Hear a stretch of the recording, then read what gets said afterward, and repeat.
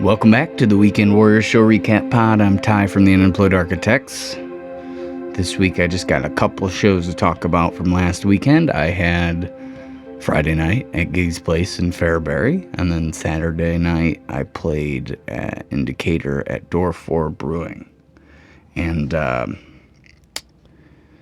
I don't know, I think the Friday show went probably a little better. You know, it's not usually that way. It usually goes the other way. Your Saturday show's better.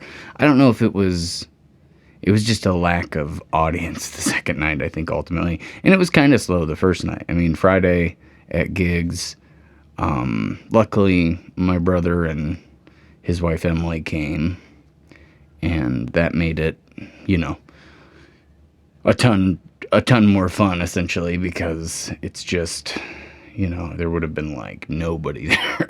It would have been two people maybe beyond them for the first like hour and a half. And it did kind of pick up later. As soon as they left, it seemed like, you know, it was like probably 9:30. It was like a 8 to 11 show, so it's about halfway through it picked up a little bit, and then everybody there was just so nice to me that I can't really, you know, complain about that. One of the guys that works there, he was really making my head big for sure, but it was kind of funny the way he put it. He asked me if I had singing lessons since the last time I'd been there, which, you know, I should just take as like a super compliment, but for me, I'm like, man, I must have sucked last time. Must have been terrible. But no, it was nice. It was nice of him to be so complimentary and be so nice and generous as well. He was very generous. And yeah, so that show turned pretty fun. Sounded good. I felt good.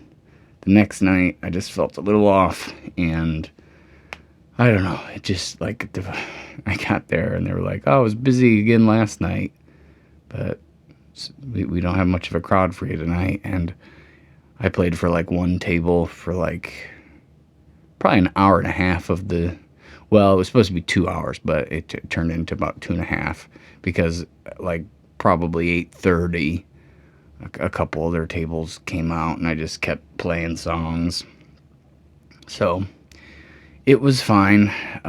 It was just a little rougher. Hopefully the next one, I think I have one there in December, will actually bring people. They say they might have some shows on Sundays that are usually pretty packed, so I might end up and do that. But,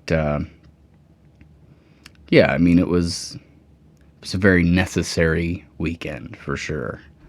And there was definitely some good moments. I did a lot of weird songs on Saturday, trying to rotate some of the ones that I've kind of forgotten about, and I've been playing a couple that Lo usually sings, but, you know, I've played them so many times that it's not so hard for me to do, so been throwing in a couple new Radiohead tunes, one I used to cover, and then the one that Lo usually does, and then sometimes I'll play Sweet Dreams, which Lo usually sings lead on when she's there. But, yeah, I mean, it was a good weekend. You know, it was, maybe not my most fun, but definitely, productive and necessary and thankful to have. So, yeah, that was the weekend. I've been doing a lot of editing for the the WEFT Sessions stuff, and I feel like those have been turning out pretty cool.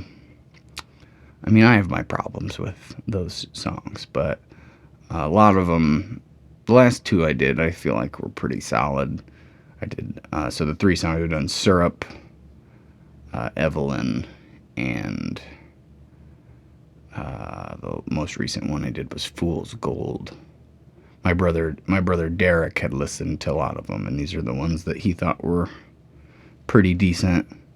I wasn't sure I was going to spend a lot of time on them because I just kind of thought they were bad, but I got an outside opinion from him, and he said they're pretty good studio session, like, since it's live, you know, it's not ever going to be perfect. And I've been really having a tough time trying to get because I feel like a lot of people, when they listen to music, like the videos I'm putting out, they're listening on their phone. And then I probably mentioned this last week, but a lot of the shots, at least in the whole first half of that session, they didn't have my foot drums in the shot. So on either cameras, there was like 5 cameras. On none of them did they have until I like pointed it out, and then they were like trying to get it in, and it never really. I mean, there's like probably 2 of the 5 songs I'm gonna do that you'll actually see my foot drums. But anyway, so that being said, I'm trying to. One thing I did was I edited an alternate angle so you can see at least my kick drum, and then the other thing, which that's a pain with my editing software. Everything I line up the alternate angle, and I really just splice that in like a few shots, like maybe 5 times, just short little quick ones, so you can kind of see a different angle. Keeps it more interesting. And the main guy that did it, Mike Feldman, he had, I think it was 3 cameras that he was kind of alternating between. And, he would do that kind of live in the moment. He would just hit a button and it would change views and stuff. So then I'm editing in this other one, and, I have it synced in the program, and then I export it, and then it's not even close to, to being the right, like, timing. So then I have to, delete, move everything, re-export. I think I did that about 15 times. And then the other thing is I'm trying to, really accentuate the kick drum, because I want people to know that I'm doing the one-man band, even if it's not necessarily in your face on the actual camera angles. But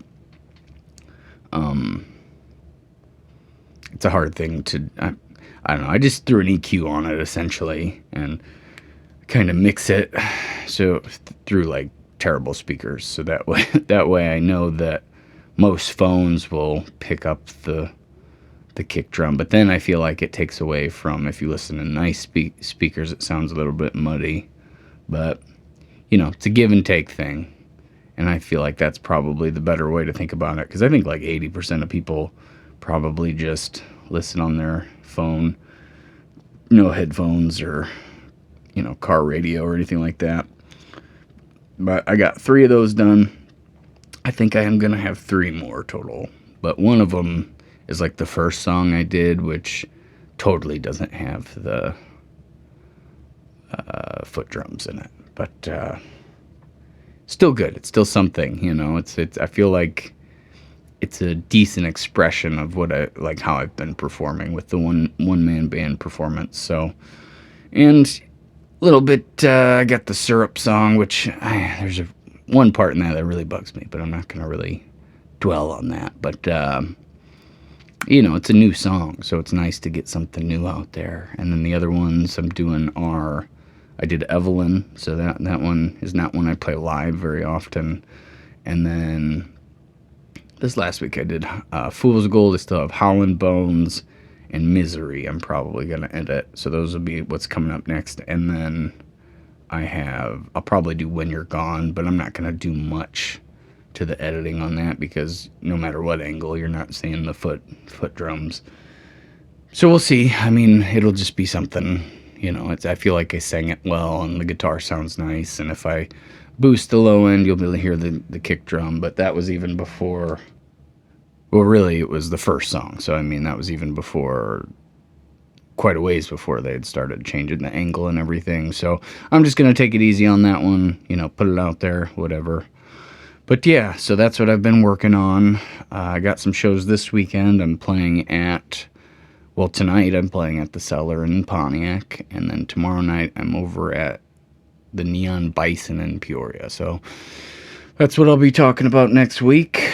Be on the lookout for some new material on the WEFT stuff, and if you like anything I'm doing, please follow the Spotify, the Unemployed Architects on Spotify, Apple Music, YouTube, all that stuff. You'll see the most current stuff get uploaded here. And, the Facebook page and Instagram. I do a lot of stuff on Instagram, TikTok, all that stuff. And be on the lookout for some new stuff. Anyway, I appreciate anybody who takes the time to listen, and I will talk to you next time. Have a good one.